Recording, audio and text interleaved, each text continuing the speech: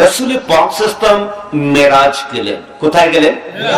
তো মেরাজ শরীফে যে জিবরাইল ইসলামের হাত ধরে জান্নাতুল ফেরদাউস সবচেয়ে বড় বেহেশত, এই বেহেশতে ঢুকতেছেন। দুই কি দেখেন, এত কালো মানুষ। কি মানুষ? জোরে আওয়াজ হবে, কি মানুষ? বেহেশতে এদিকে জুতা পদে হাঁটতেছে। সবাই একটু চিল্লায় কন্ত সুবহানাল্লাহ। রাসূল পাক আশ্চর্য হয়ে গেলেন। দয়াল নবী জিবরাইলকে ভাই ডাকতেন। কি ডাকতেন? বলেন কি ভাই? কি ডাকতেন? বলেন ইয়া আখি জিবরাইল, হাজা শাখসুন আজীব, হাজা শাখসুন আজীব, হাজা শাখসুন আজীব। এই আশ্চর্য লোকটাকে, এই লোকটাকে আমাদের সামনে জুতা পদে হাঁটে। জিবরাইল ইসলাম বললেন উনি হচ্ছেন আপনার মুয়াজ্জিন বিলাল রাদিয়াল্লাহু আনহু।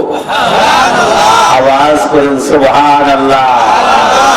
মর্যাদা বাড়ছে না কমছে? যারে দেখলে মক্কার কুরাইশ আলিয়াত লোকেরা চোখ বন্ধ করে থুতু মারে, সেই লোকগুলির কাছে বিলালের মর্যাদা নাই। আল্লাহ আল্লাহর হাবিবের কাছে আছে না নাই? আমরা দুনিয়ার মানুষের কাছে মর্যাদা চাই না, আল্লাহর হাবিবের কাছে মর্যাদা চাই।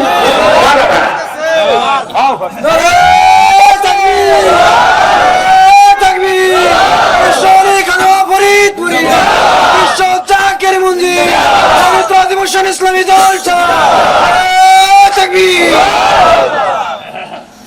বিলাল রাদিয়াল্লাহু আনহু, দয়ালু রাসূল পাক আসলেন মেরাজ শরীফ থেকে ফিরে।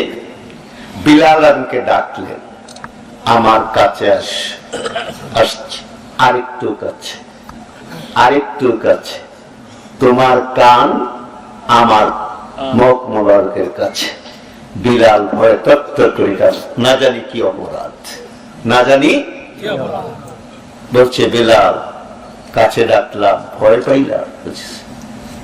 বলো দেখি, বেহেশতে আমি জুতার আওয়াজ পাইলাম, তুমি? বলছে রাসূলুল্লাহ ফিদাকা বিউম্মি, ইয়া রাসূলুল্লাহ আমি। বলছে এমন কি আমল করো তুমি যে আমার আগে বেহেশত ভ্রমণ করিয়া চলে আসলে? তোমার জুতার আওয়াজ শুনলাম। বলছে আমি যখন ওযু করি, কি করি? সবাই বলেন মসজিদে প্রবেশ করি, 2 রাকাত নামাজ পড়ি, তাহিয়াতুল ওযু। কি নাম? এটা হলো জুমার দিন, শুক্রবার মুসল্লিরা পড়ি না? আচ্ছা, ওযুর সম্মানার্থে 2 রাকাত নামাজ পড়ি। যখনই ওযু করি তখনই পড়ি। এই আমলটা আমি আমার জন্য কম্পালসারি করে নিয়েছি, আমি কোন সময় বাদ দেই না। আল্লাহর হাবিব বলেন এই আমলের কারণে তুমি বেহেশত ভ্রমণ করে আমার আগে চলে আসছো। তোমার জুতার আওয়াজ আমার সামনে সামনে শুনতে পাইলাম।